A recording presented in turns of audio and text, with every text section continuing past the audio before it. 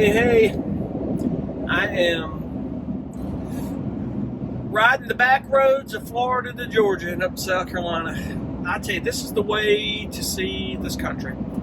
If you've got time, just take your time and hit the back roads, map it out. It's just easier than interstate sometimes. It really is. Sometimes you'll get thrown for a loop. And I remember the last time I was coming from, when I met my brother back in July in Panama City, we were going up through Tallahassee, and there was some roads through Waycross, Georgia, and all that. Because my plan was to take 301 here, and it jumps little highways and connects up, just little small sections, because they've changed some things. But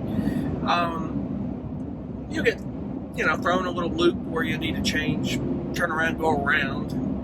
GPS will tell you that stuff, but you see things you just don't see on the interstate, the coolest things, and you learn about a lot of things in the country with back roads. I've said this before. I was talking about this back in June. I kind of got my months back, because in June I took the first trip in this van. Went over to, I just did the whole Natchez Trace thing, and a short trip to get this van out to see what it will do.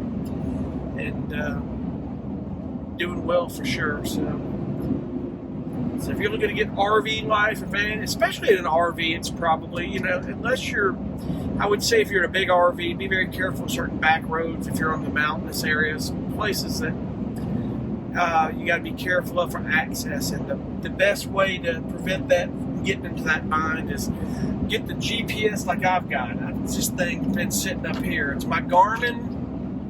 I've got a cool Garmin GPS here for RVs, man, and it's probably for RVs and trucks, but it's RVs mostly. The cool thing about this one is it'll map out RV parks, places to stop. It'll map out, if you've been driving so long, it'll tell you, hey, do you want to stop and take a break? I'll suggest these gas stations. It knows where they're at. You keep it updated, it'll tell you where you can go. It's really cool. It can sometimes get a little annoying, but Waze will do that too. I've kind of gotten on this trip. I like Waze because I can play my music app I like through Waze without it drowning one or the other out. And Waze is good about telling you where there's cops and dangers and stuff like that. And you quickly realize if Waze tells you to go a certain way, there's a reason why. I just wish they would change it to where we're going to route you this way because there's a backup or something going on ahead. Sometimes it tells you to go that way and you deny it, and then all of a sudden you're in a traffic jam and you're like, I get it. Now I know why. So, but you learn. You always learn. If you're not learning, you're not living. That's for sure. That's the way I see it. So being I'm in no hurry today, I like driving through these little towns. It's really cool. You see some cool stuff. I'll tell you one thing I saw was funny and cool. Back in July, I was coming out, just hit 17 Highway South through to Fernandina Beach, Florida, coming off of when I hit Beaufort the last time. And I wasn't able to get into Hunting Island at that point. Hang on one second, guys. I got to pull over agriculture. Hang on one second here. I forgot, when you leave Florida, this is considered a cargo van. That's another thing y'all need to know. If you're in a self-made van, it's a cargo van, it's not a passenger, stop at these agricultural stations in Florida, because they don't know what you're carrying. You can get locked up or a heavy fine. And when I had my flower shop, I didn't know that, but he warned me. It was cool. He knew I didn't know, so. But I hope I'm not in a scale. Let me ask this guy. Maybe I wasn't supposed to turn in here? I don't know.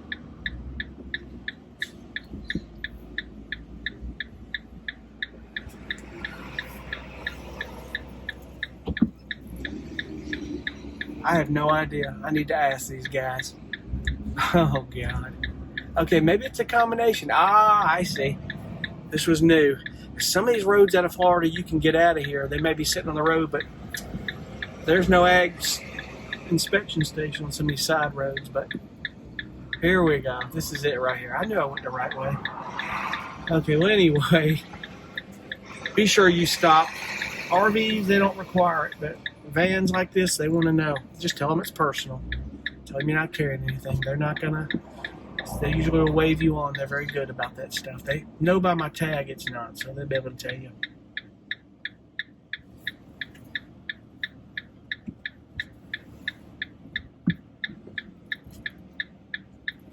I'm fine. I don't see anybody in there. I hope I don't get pulled over for pulling off on that. Oh well, we're cool.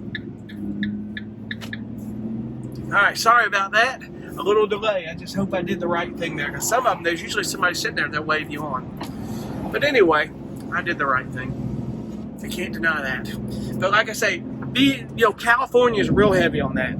Now, I will tell you about California, coming in from Nevada into California.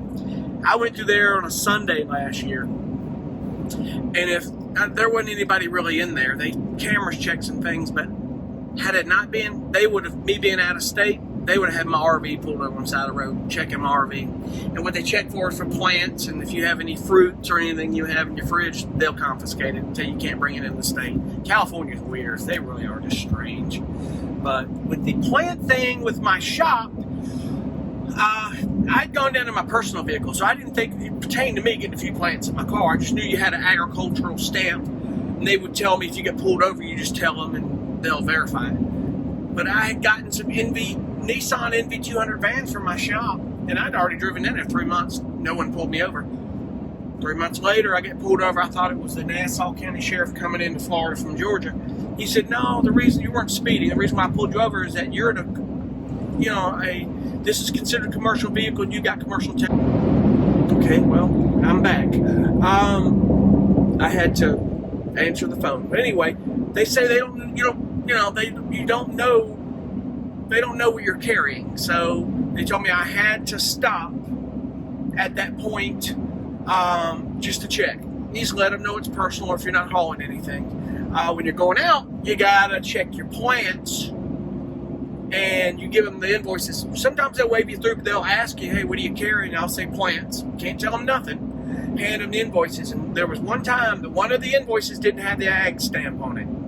He told me to pull over and search the van. And I said, what do I do here? Can I get her to, she says, just get her to fax it over and it will clear it up. They faxed it over. Everything was done. And I started talking to him. I said, well, am I okay? He goes, yeah, you're fine. You're good. She's going to get about a $300 fine for not putting that stamp on. But he goes, they check in Florida for sales tax. If people are trying to get heavy equipment in and out of the state without paying sales tax on it or in their home state. They check for Amber Alerts, like for abductions. They check for stolen vehicles, people with warrants. They check for a lot of stuff. It's not just for horses, cows, chickens, and agriculture, plants, and such. It's everything. And most don't know that. They come into Florida and they've got a stolen truck. You're done. So that's pretty cool. And so when I got interrupted by the phone call, I was talking about the agricultural station. I got interrupted on the one thing I wanted to talk about, traveling back roads, and that was the funny thing I was going to tell you about traveling back roads was simply this.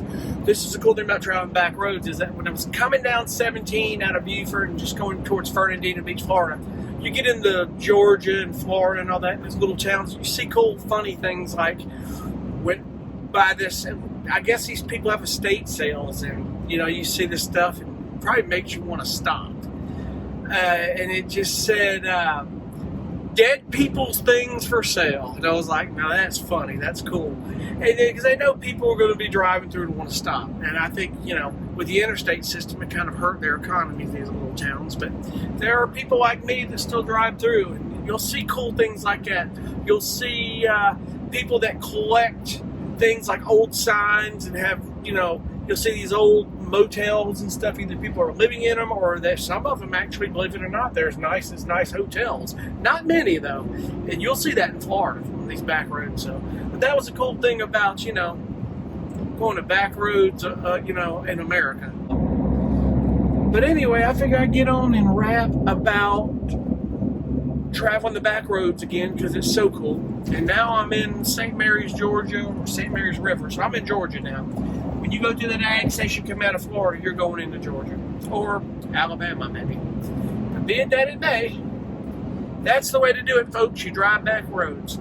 I think that's the way to do it. It's so cool. And you just get to see so much a part of the country that you wouldn't normally see on the interstates. But sometimes you got to go freeway. I had to on this trip, going to the Keys, hit the turnpike. So now I could have hit Highway 1, but it would have taken me so much longer, as I mentioned in one of my last videos. So anyway, we'll see you on the next video. Thank you so much for watching. Be cool. Bye.